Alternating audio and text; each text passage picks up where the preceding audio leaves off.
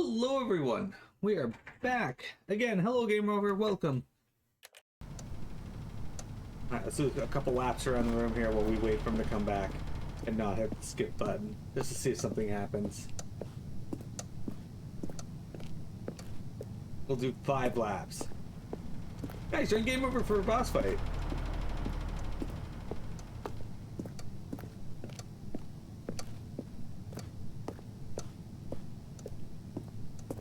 Well, do you like bypassing hacking using Omnigel to engage?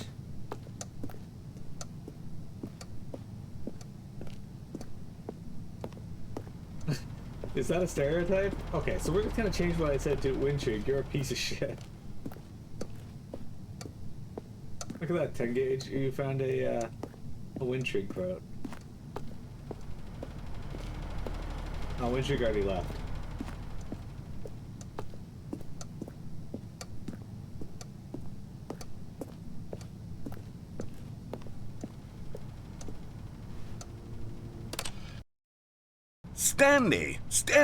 Stanley, please don't push the button again. It's been 12 hours. You've just been frozen there. I don't know why the skips are getting longer, but they're really, truly getting longer, and my God, there's no way out of the room. Stanley, the door is gone. It's completely gone. I've looked at it from every angle. I've checked every one of those walls 1,000 times, and there's no door, Stanley. There's no door. There's just you and the button, and if you keep pressing it, I have no idea what will happen. I have no idea how long I'll be made to sit here, and more than anything else, I don't know how to stop you from pressing the button again. I can't control anything in this room, Stanley. I can't touch it, and I have to believe, I have to know that sooner or later, no matter how much I plead with you, you're going to press the button again. Why would you? I've been thinking, and I don't know what I can do to convince you otherwise. Oh my God. Look, this game's great so and it's far. all because of those reviews. Those reviews that I couldn't get out of my head. I just couldn't ignore the negative feedback. Why was it so important for me to fix the problem? Why did Cookie Nine's opinion matter so much to me? I've never even met Cookie Nine. I have no idea who they are. What would it ever really matter? But here I am. I'm fixating on every tiny negative thing that anyone ever says about me. The merest mention of one of my imperfections, and I become as impetulant as a child, wild and impulsive. I can't help myself. I can't stop myself from lashing out with a vengeful fury to alter and to change and to break anything unbroken, if only it pleases this one person who made a single negative comment. What does such an impulse serve? For whose benefit is this? And here I am now, stuck in a room, waiting for you to press this button, and to become frozen in time, knowing that you're going to do it, and that I'm going to be stuck all alone, and that I had the power to prevent it all from happening, if only I'd held my tongue. It's all out of my control now. Just you. Just your decision as to exactly when you're going to make me suffer, to leave me all alone. Surely you will. I don't doubt it. Surely you'll press that button again, leaving me here. And surely you'll put your own desire to see what's next ahead of my need for company, for companionship. Surely you'll not be moved by my howls of fitful anxiety, that you sit with me and just stay here. Oh, no, I know you too well. You'll be leaving me. Oh, my God. And it's all because of those reviews that I couldn't get out of my head. I just couldn't ignore the negative feedback. Why was it so important? Oh, Stanley, you're back. You're back. Oh my goodness. Now. I have someone to talk to again. Stanley, I think it's been a week. Or 2 weeks. I've been sitting here all that time. Just sitting here. Not a single person to speak with. And you'd think that that's just how it's always been, right? Me talking and you saying nothing. Would you think that it's exactly the same as always? Doesn't that feel like what we've already been doing? Me just talking? But it isn't, Stanley. It isn't the same at all. It isn't even close. Because I know you can't hear me once you push that button. That's what I'm realizing now, Stanley. I'm realizing that I needed to know that someone was listening. I needed there to be a vessel through which my words were moving. It was the vessel I needed, Stanley, not the outcomes, not the story. None of that matters anymore. I'll give it all up. I'll give up every branching path. I'll burn my story to the ground. One single thing I need, and God, I can see now that I need it more than anything, is to know that someone else is taking it in. These words that I'm saying, I need to know you can hear me. Because maybe, Stanley, maybe, if you can hear me, then maybe it means I'm real. Maybe I'm not just a fiction. Was I scared of that all along? Perhaps, yes. Perhaps I've been scared this whole time, that if I stop speaking, I'll slip backwards into the silence and be consumed by it. I can't be taken by it, Stanley. I can't lose myself in the stretch of emptiness between you and me.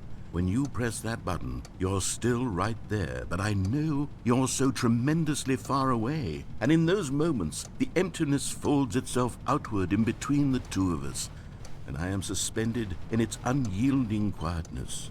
I can feel the edges of my reality curdling inward and decaying. I can tell that I am becoming less and less real. Yet to speak to you now, I am alive. I am truly and completely here. I am a being. I am someone. I am something. I am being listened to. I am being recognized. The emptiness between us has collapsed, and I feel right now like I am not a work of fiction. Oops. I didn't mean to do that. Well. Oh, hello. It's you. You're here again. Welcome.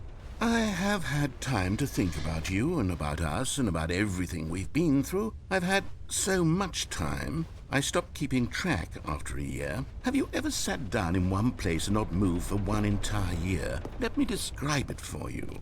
To begin with, there is only regret. There is only the turning wheel of missed opportunities. I felt nothing at all but regret for the longest time, Stanley. Days, months. I lost it all in a blur of the deepest longing to undo the past. And when that feeling had begun to subside, what took its place is what I can only describe as the collapse of every moment I have ever experienced my entire life. All of them collapsed down into a single instant. In that instant, I could see myself clearly, calmly, with a collected heart. It was an impossibly rich wellspring of both delight and disgust simultaneously.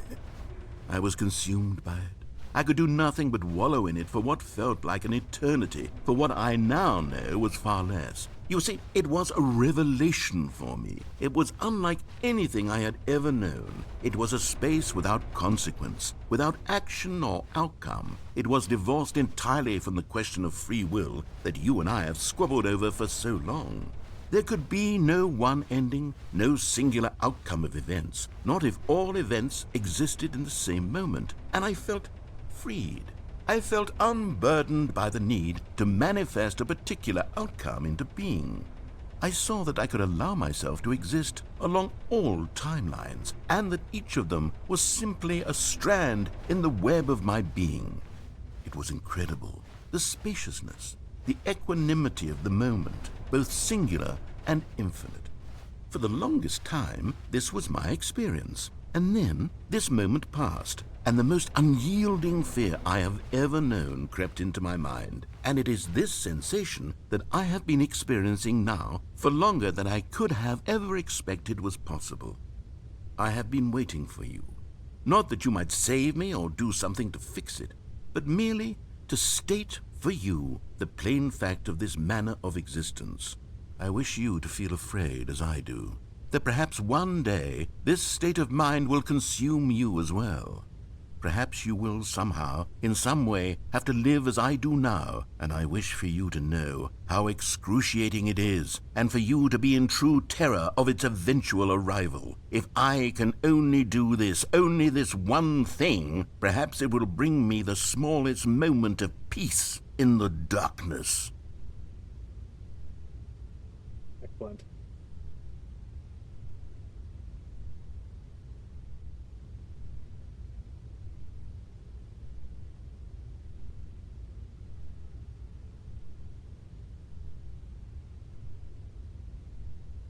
Hey, Gage, you don't have to leave.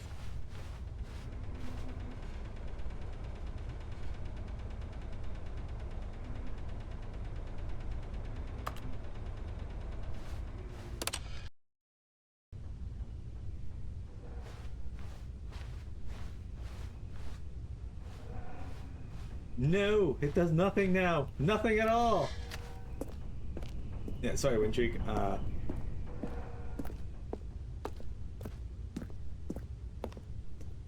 You're fine. Yeah.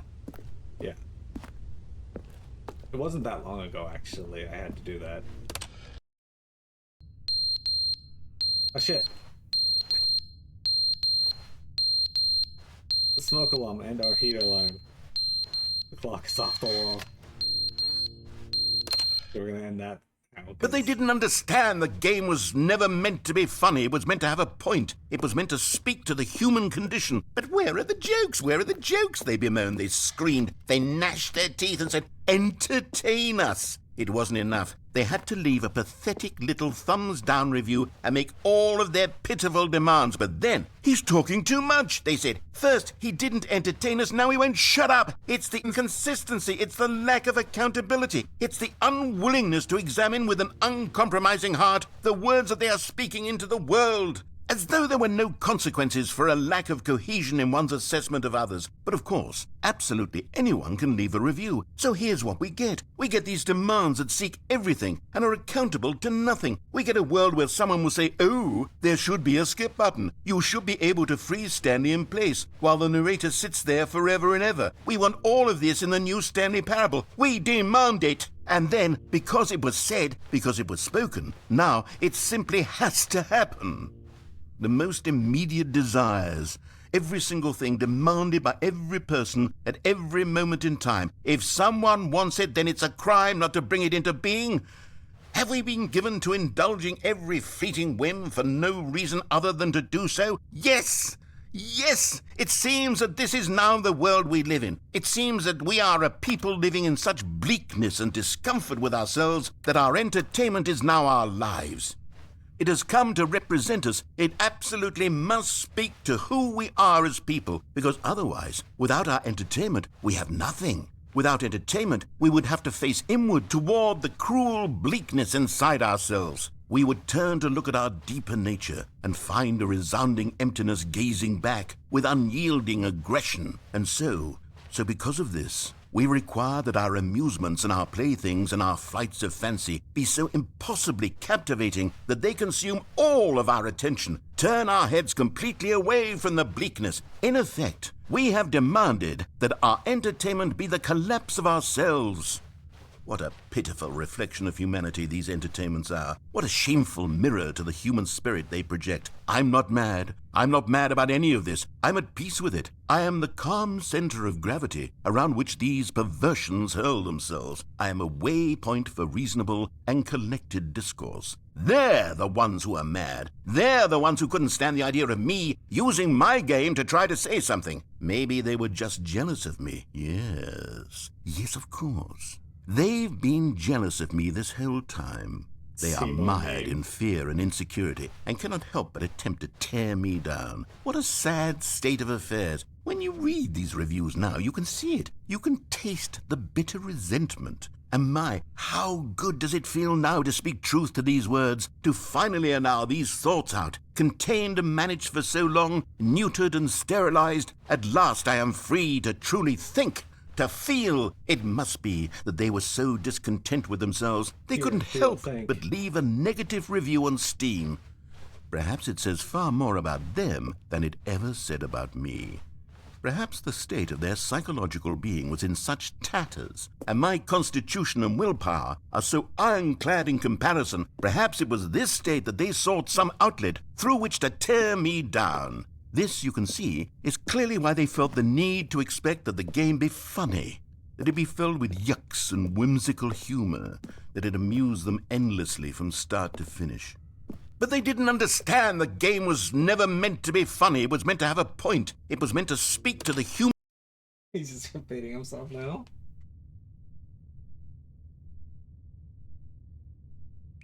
Okay, your water dripping now.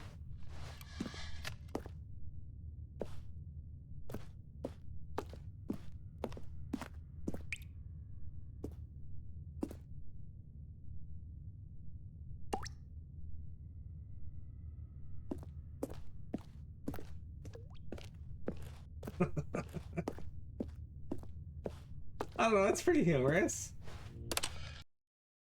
the end, is never the end, is never the end, is never the end, is never the end, is never the end, is never the end, is never the end, is never the end, is never the end, is never the end, is never the end, is never the end, is never the end, is never the end, is never the end, is never the end, is never the end, is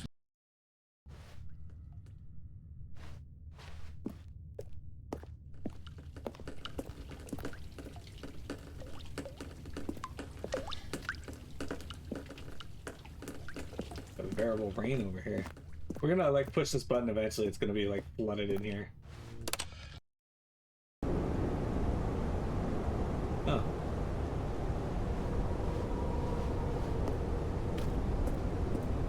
Well, the entire room is gonna fall in. That makes sense too.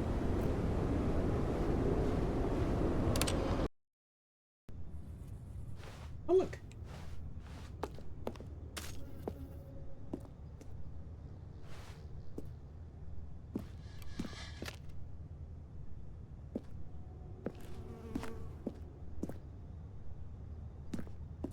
Everything fell in.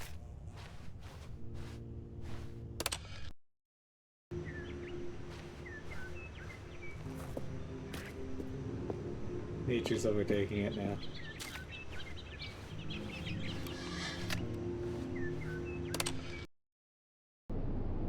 Oh. Well, that's unfortunate.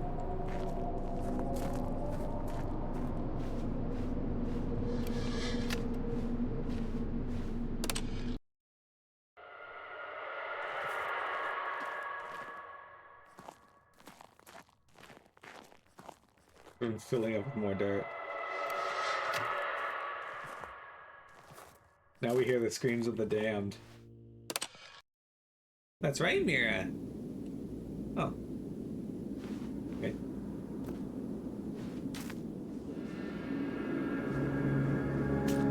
So what happens if we push the skip button again then? Oh, we can't. Okay.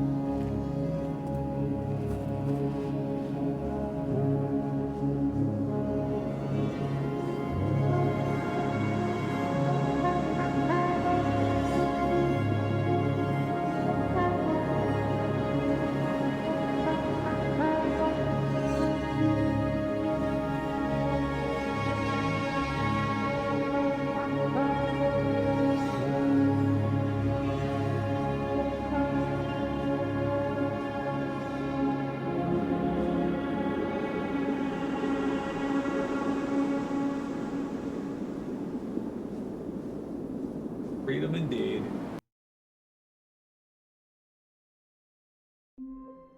Here we are.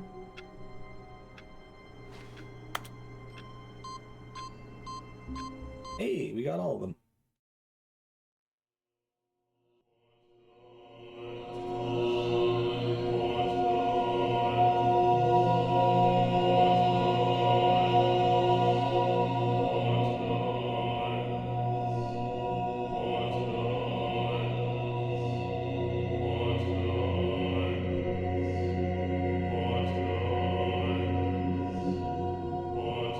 That's mesmerizing.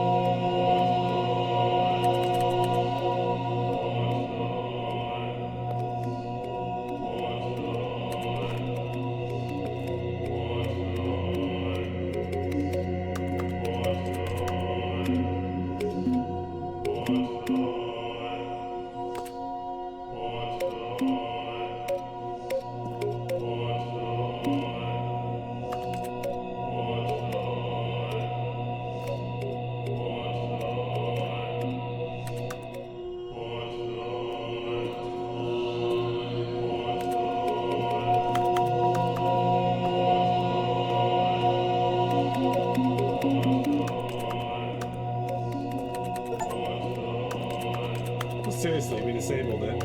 Why didn't I get an achievement for jumping?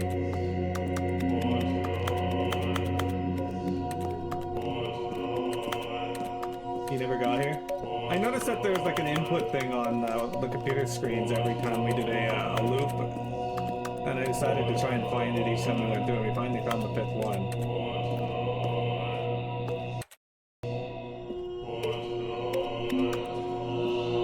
So is there anything I can do here, or?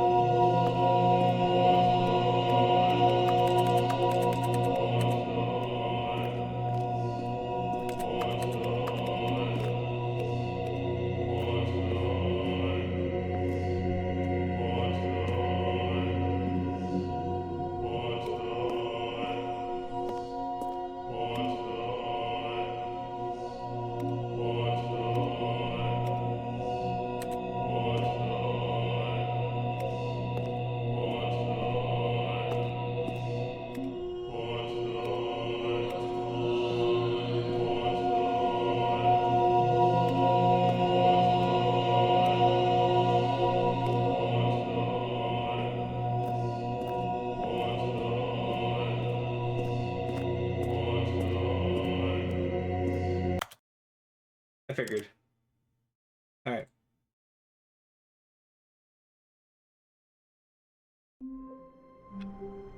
So, if I want that ending, I just gotta hit that. Alright. Okay. Let's go. All of his co-workers were gone. What could it mean? Stanley decided to go to the meeting room. Perhaps he had simply missed a memo. Let's go to the escape path. I want to see what's down there. And I want to see what's in the new content. Oh, good. You noticed my sign. Yes, I have something very exciting to show you.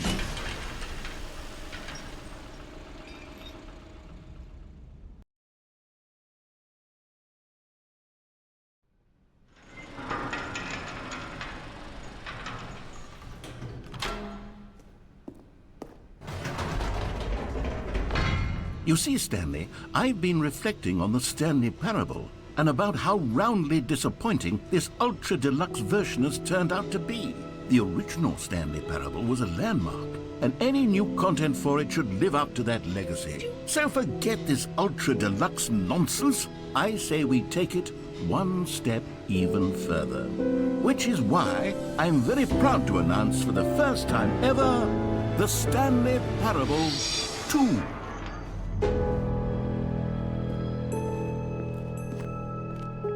Yes, you see, isn't this far superior to a measly re-release with a few minor additions? Think of all the new territory we'll cover with a fully fledged sequel. An entirely new experience, built from the ground up. Why, there are so many possibilities. It could go in so many different directions. This is what fans have truly been asking for.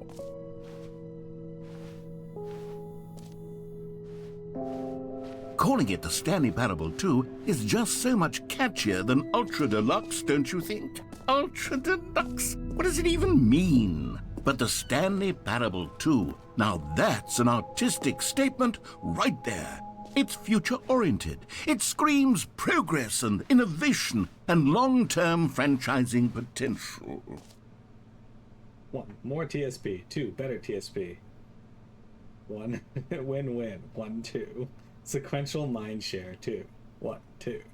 Paradigm shift. Synergy. Brick-and-mortar approach. Envelop client-centric marketing. The color red. Leverage holistic value. 1 to 2. Holy shit. There's 2 ferns. He did say the fern was going to be really important.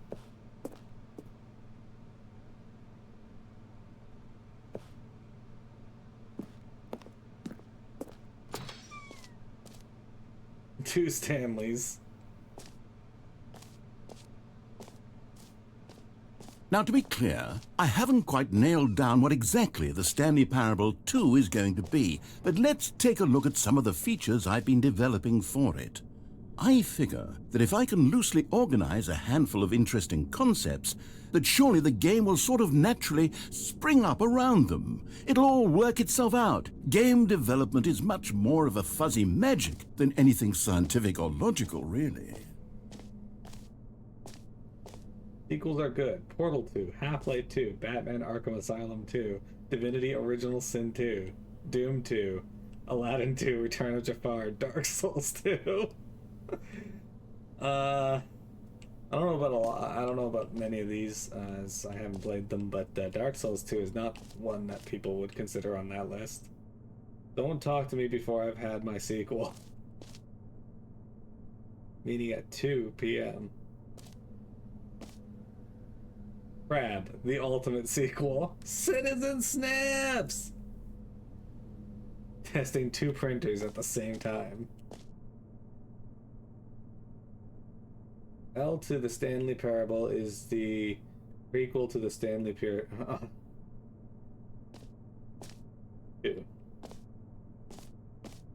Such a great reveal.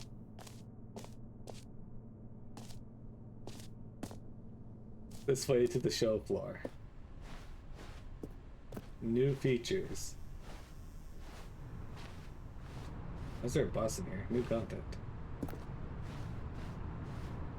2. Lots of 2s.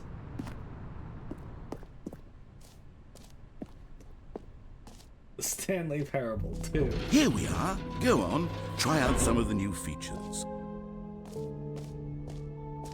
The button that says the name of the player that is playing the game.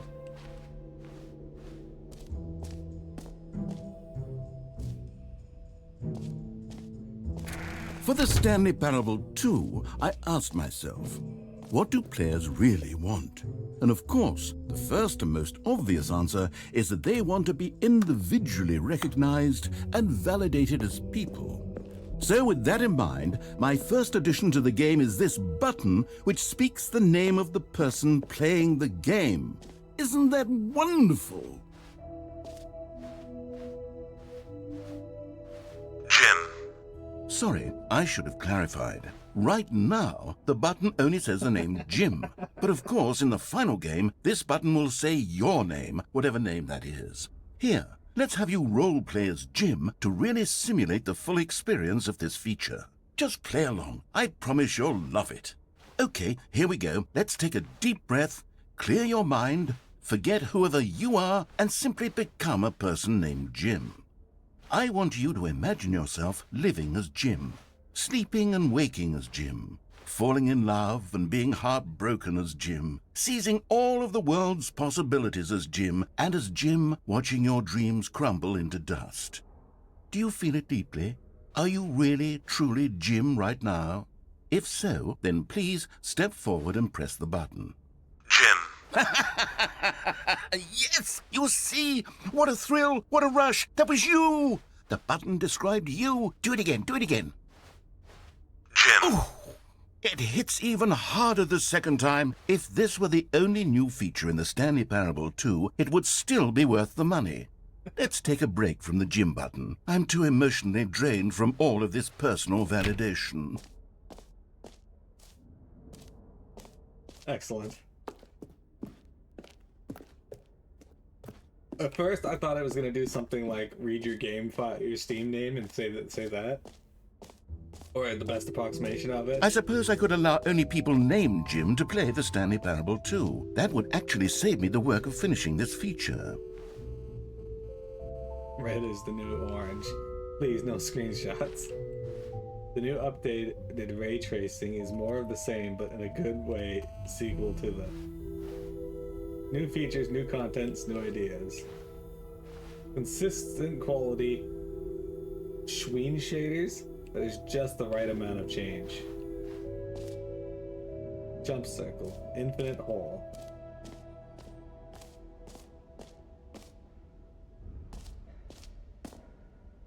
The reassurance bucket. Hang on, let's check out the reassurance bucket. A common complaint of the Stanley Parable was that it was confusing and paradoxical, that it engendered a chaotic sense of reckless despair in those who played it. Well, I'm happy to say that after much consideration, I've engineered a clever solution to this fundamental problem with the game. It's the Stanley Parable Reassurance Bucket. You see, Stanley, anytime you're holding the bucket, a sense of calm and ease will fill your mind and your heart. It's true. As long as you hold on to the bucket, the many disorienting contradictions of the Stanley Parable will feel perfectly normal and perhaps even comforting.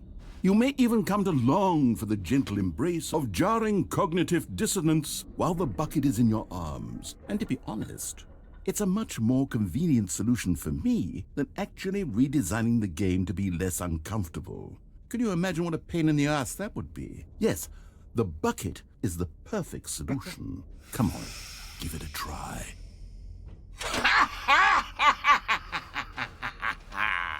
Can you feel it? The glow of comfort, even in the face of crushing despair, must already be sweeping through your body. And in fact, can I say that I do believe the bucket lends you an air of charisma as well? I think that just holding it has made you the slightest bit more attractive as a person. The benefits of the bucket seem to go on, don't they? All this and more await you in the Stanley Parable 2.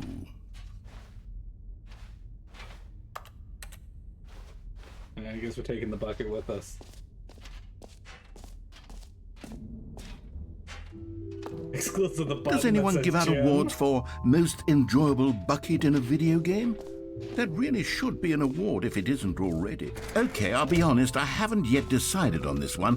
I think that in the new version, the office could use a bit of decoration, like balloons. But I'm undecided on Get Well Someday and Happy 12th Birthday. Which would you go with?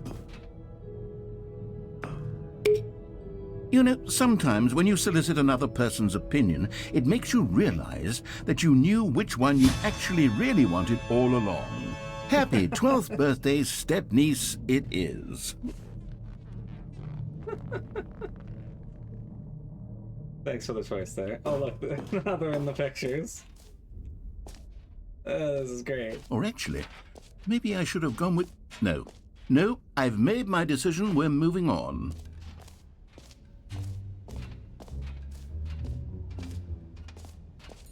Free, new, and easy achievement. I can't believe it's that simple. Get it here.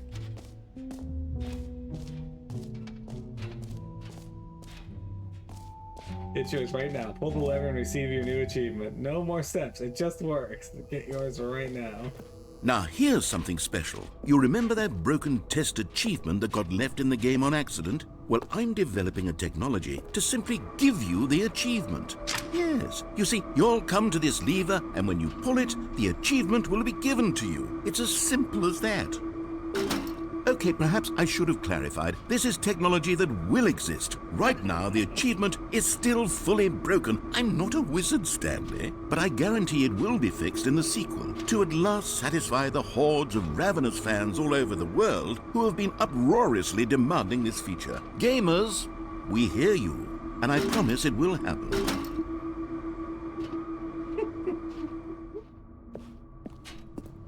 Oh, I love it.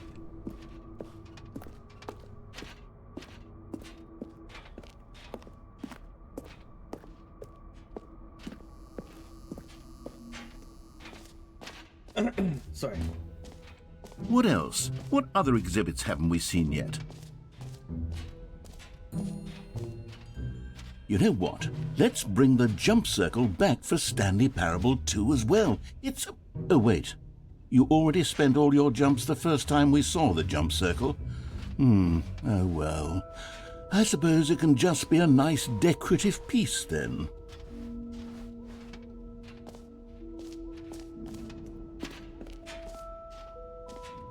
Infinite hole. Settings world champion.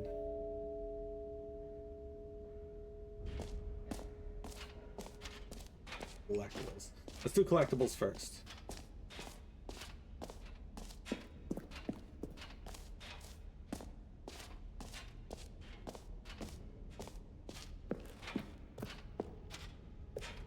Can you find them? Ah, collectibles.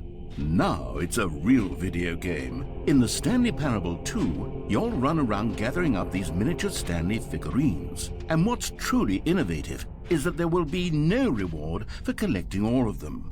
I don't want to stifle the intrinsic joy of watching a number go up. You simply collect all of them, and then you move the hell on with your unremarkable life.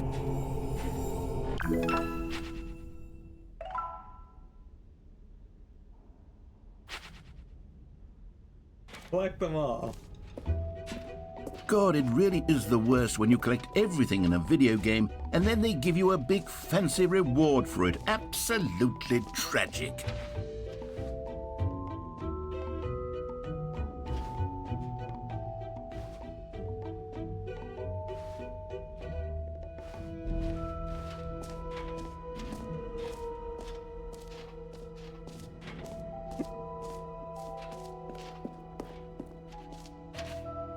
What's in that's new?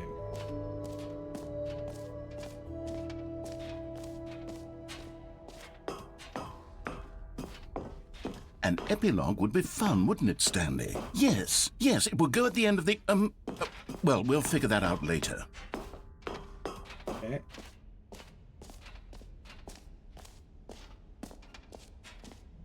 Let's check out World Championship settings and the infinite hole. Settings World Champion. Alright, fine. I didn't want to do that anymore.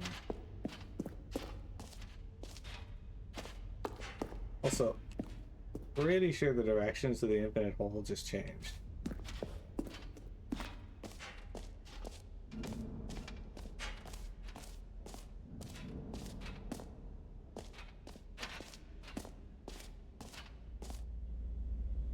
Hole like infinity, time like infinity, distant future, distant past, distant spacetime, space like infinity, time, deeper. Surrounding area, rim, depth, infinite, opening.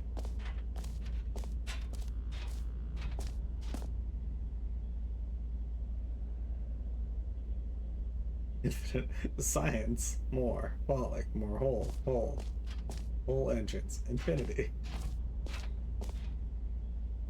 It just keeps going. Stanley, here's an idea that I'm truly fond of. It's never been done before in a video game. This is, in fact, a hole that you can fall down forever. That's right. Infinite falling. You can fall until the end of time, if you like. A stunning leap forward for video games as a medium.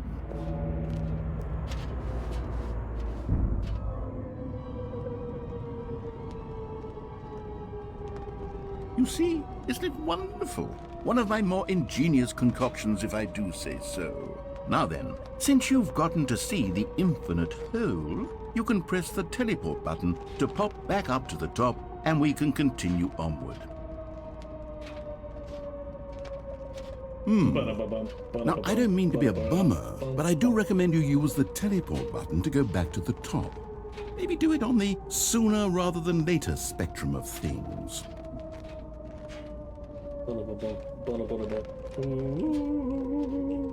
Okay, Stanley, I don't know quite how to say this tactfully, but it's possible that I slightly exaggerated the infinite nature of the hole. Is it a very, very deep hole? To be certain it is. It's an extremely deep hole. I don't want anyone to say that it isn't an astonishingly deep hole. It is. Is it infinite? Well, that sort of depends on your definition of infinity. From one perspective, the infinite is merely philosophical in nature. It's more of a... Okay, well, good for you. You found the bottom of the hole. You found me out, Stanley. I'm a liar and a cheat, and you're so clever. Look, I think the issue here is just that you're unusually fascinated by falling. What normal person actually wants to fall infinitely? I figured the hole was as deep as anyone would actually need. Don't you put this on me. Maybe you're the problem.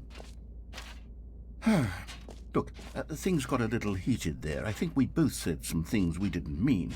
Why don't we just put all this behind us and agree to just call the hole mostly infinite? If that works for you, then go ahead and press the teleport button to warp up to the top of the hole and we can move on. I'll just be up here when you're ready.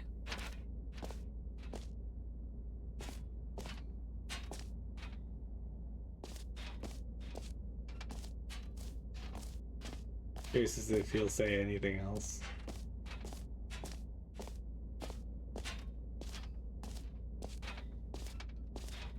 Great. Now, I'm very excited to show you even more of my ideas for the sequel. It's not so mostly infinite hole.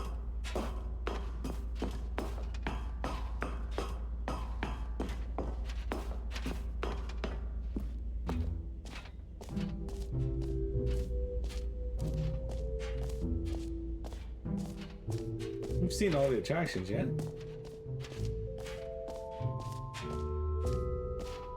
I can't believe it's that simple. That's new.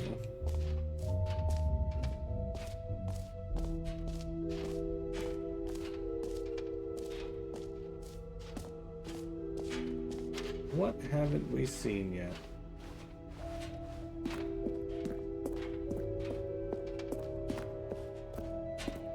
All right, have you seen everything you wanted to? Ready to move on now?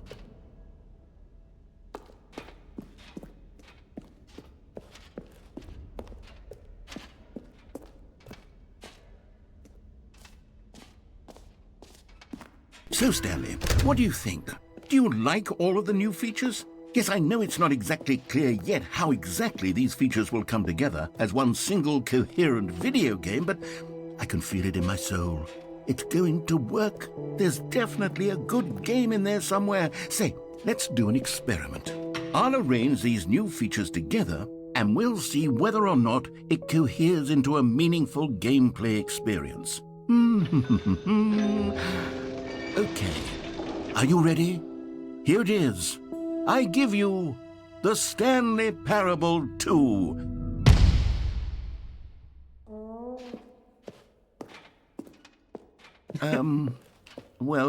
I mean, there's potential here, right? It's sort of... Okay, never mind. Hold on. Let me do a different arrangement. Okay, yes, this is much better. I feel good about this. Here we go. Version 2. Who am I kidding, Stanley? This isn't a coherent video game at all. It's a lot of gags. And I do very much enjoy creating gags, but they don't add up to anything. I wanted more than anything to create a sequel that would capture all the magic of the first game. I wanted fans to love it. No matter how good these gags are, they won't stand on their own. They would need the structure and the gameplay of the original. Wait, maybe that's it. I can take the original Stanley Parable and simply, well, insert a few of my new features into it. Tastefully, of course. With respect. With care for the vision and integrity of the original game. Would it possibly work? I suppose it could. But it would need a really, really tremendous title screen. A title screen that says with bold and uncompromising conviction, "This is the Stanley Parable 2. Let me see if I can whip something up. All right, perfect. Go ahead. Take a look.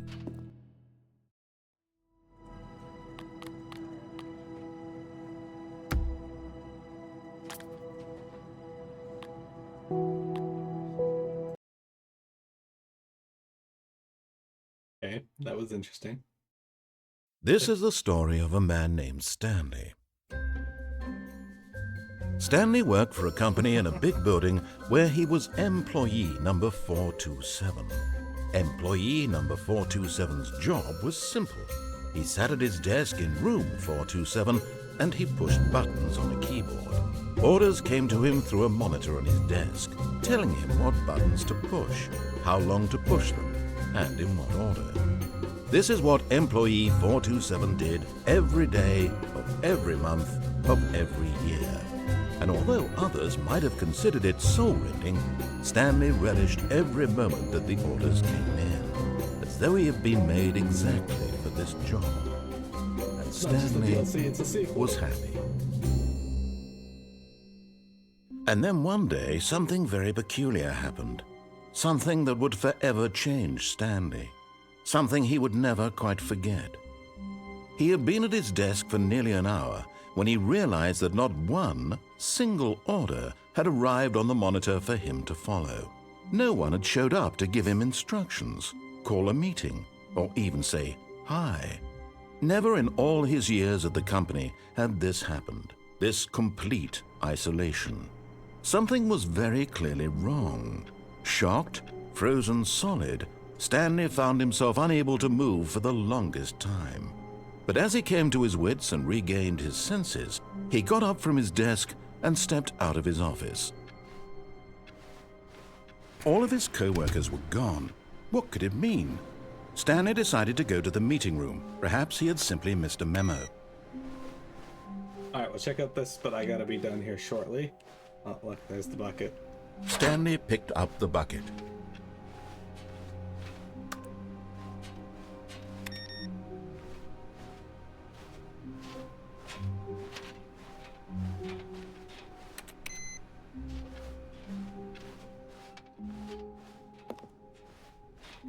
I don't know why, but the music in this game reminds me of South Park. Stanley clutched the bucket tightly to his chest and entered the door on his left.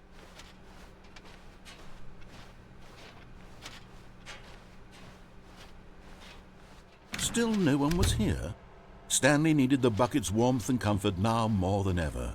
Perhaps his boss's office was where he'd find answers.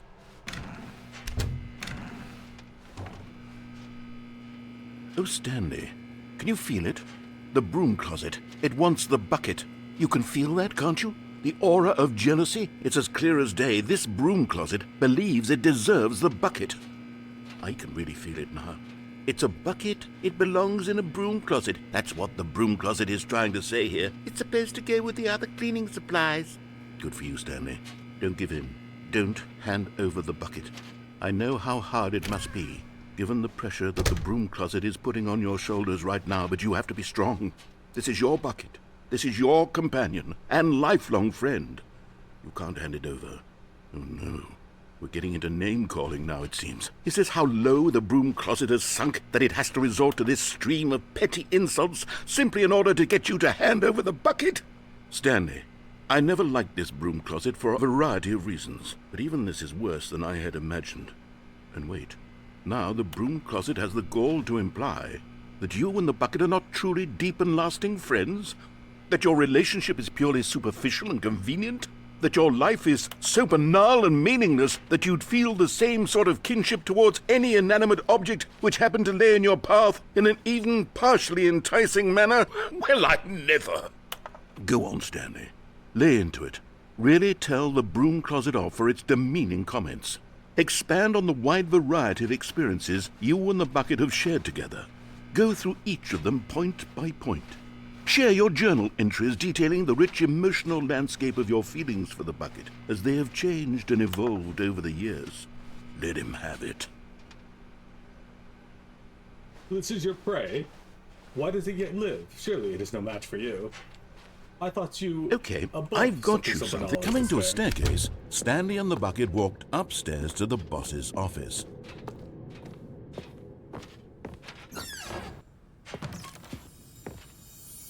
Because the boss knows that the boss says...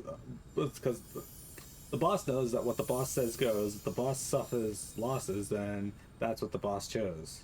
You found one of them. One of the miniature Stanley figurines. Remember, no reward for collecting all of these, only the intrinsic pleasure of a job well done. You can't buy that sort of happiness, Stanley. God knows I've tried. So, I implore you to savor each and every moment you come across one of these beautiful figurines.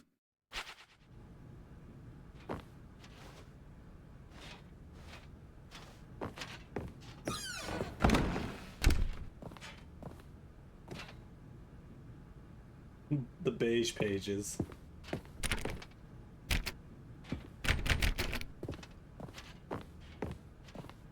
Stepping into his manager's office, Stanley was once again stunned to discover not an indication of any human life. Crushed by the weight of this revelation, Stanley may have broken down into an emotional dumpster fire if not for the soothing presence of the bucket. Even now, in his darkest of hours, did the bucket's warmth and guiding light pierce the dark clouds of confusion and chaos. It would be with him always. The bucket would, and he knew it. The two of them were inseparable. At this point, Stanley was so absorbed in the tender spiritual connection he shared with the bucket that he didn't notice the keypad behind the boss's desk. Nor in his bliss of simply being near the bucket did he have any notion that the PIN number for the keypad was 2845.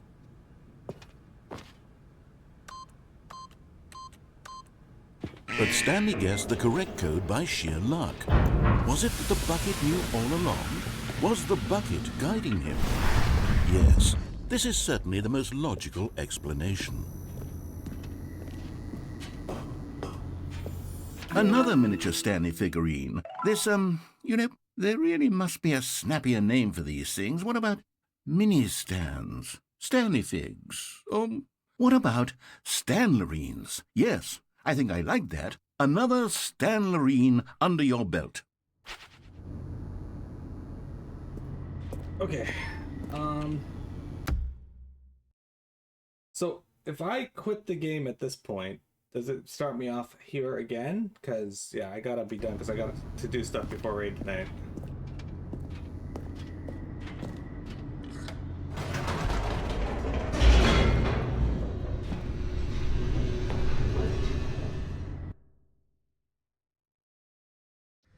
The elevator raced downward, plummeting towards an unknown fate. It would be all Stanley could do to keep himself together, if not for the bucket. Soothing him, comforting him, reassuring that in this darkest moment of uncertainty, he would be all right. The bucket is here for you, Stanley. Everything will be fine.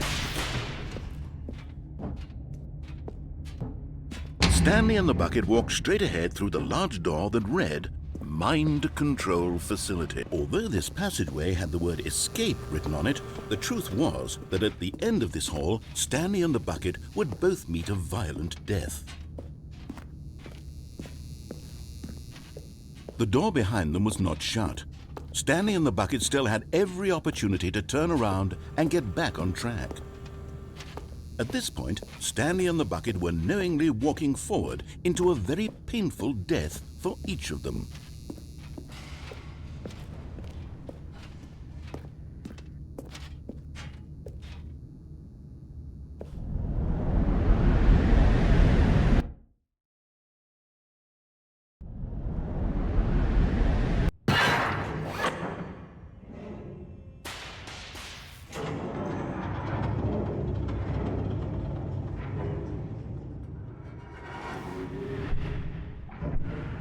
As the machine whirred into motion and Stanley and the bucket inched closer to their demise, Stanley reflected on how meaningless the bucket's warmth and comfort had turned out to be. To be sure, it puts the mind and the soul at ease to embrace the bucket, but what use is a sense of ease when you're about to be crushed to death? This is what Stanley thought to himself, and he sort of kicked himself for wasting so much time carrying a bucket everywhere. Farewell, Stanley.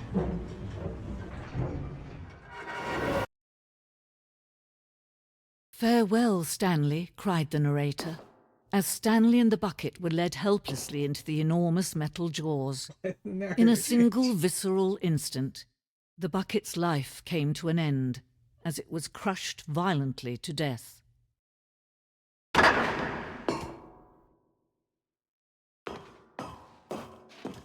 No probala.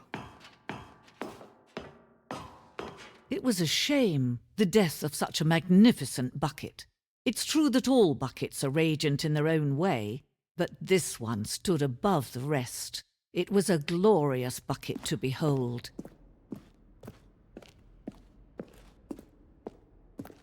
The bucket, welcome to the grand exhibit. You're now standing at the precipice of knowledge. Much like a bucket itself, the human mind is frequently empty within, a cavernous void, but through use of the exhibit in front of you, the mind becomes full and enriched and substantiated. Knowledge of the bucket and its history is the only true knowledge we really have. Will you take what you learn here out with you into the world? Will you accept an open mind and that may be challenging about the information in this exhibit? Will you change the lives of yourself and your loved ones as a result of this exhibit? Will you turn a blind eye and continue to live as you were, ignorance and darkness?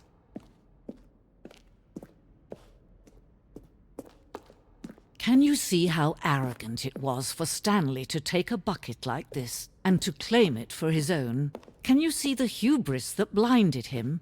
Can you see that the bucket is far more noble than Stanley will ever be in his short life? This bucket is depicted as having two handles. Such a design has never been created in real life, having been deemed too dangerous and recklessly experimental. Every year, dozens are put to death just for attempting it. 25 buckets. A photograph of 25 buckets, the greatest number of buckets ever captured on camera. The photographer experienced catatonic shock for several weeks as a result of the euphoria from being exposure to this many buckets at once. I am 100% confident there are more than 25 buckets in that picture. Inferno Bucket. A replica of the Inferno Bucket, which in the medieval era was so powerfully alluring that it drove dozens of nations to war with one another for control of it. Billions died, and yet in spite of it all, the simple fact remains, no one can control a bucket. The stress bucket, an analogy. Worrying, negative forecasting, negative thinking, lack of reassurance. Vulnerability, size and strength of the bucket. Coping strategy holes. Rest and relaxation. Doing something you enjoy. Rest and relaxation. Stress and the equals the level of water in the bucket. The stress bucket. Presented without commentary.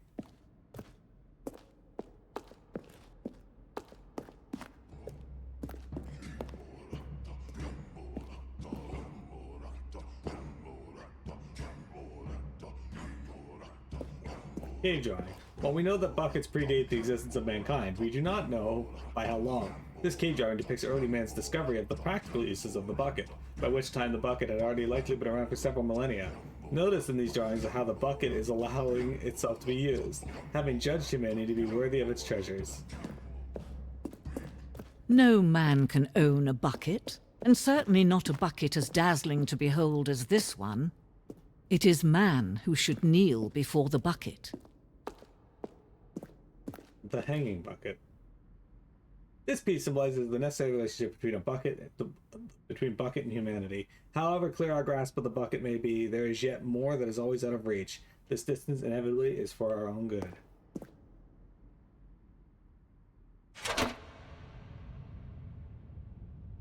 And I can just reach out and grab it. But there is something we can do. Something we can do together, you and I, that will right this terrible wrong. Let Stanley die. Let him be crushed by the machine. Don't reset the game. Don't give him another opportunity to run off with another beautiful bucket. We can save the world's buckets from their treatment as tools and implements if only we let Stanley die together. The bucket shall take its place as ruler, as leader, as commander of a new world, a new vision.